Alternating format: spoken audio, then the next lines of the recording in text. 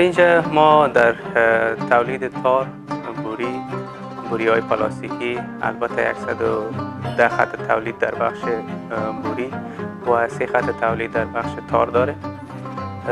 که انواع بوری ها را تولید میکنه، قنار بوری و تار را تولید میکنه در مراحل متفاوت. و در پالی از در این فابریکه تار و بوری 200 نفر متخصص از داخلی و خارجی مشغول کار هستند و به شکل غیر مستقیم بیشتر از 2000 خانواده امرار معیشت می‌کنند.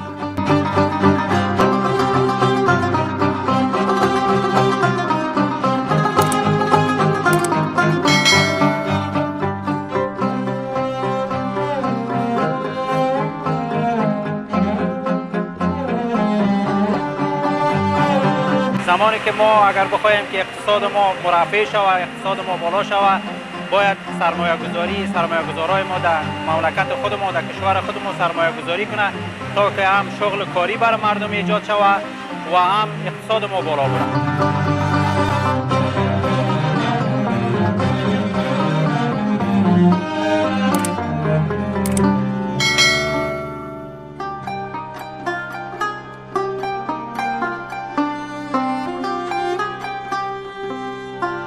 ما بسیار خرسند هستیم از این نوع تاجرای از دیرتان بزرگای وطنی ما که بتوانند در وطن خدمت کنند، امید فابریکا بسازند و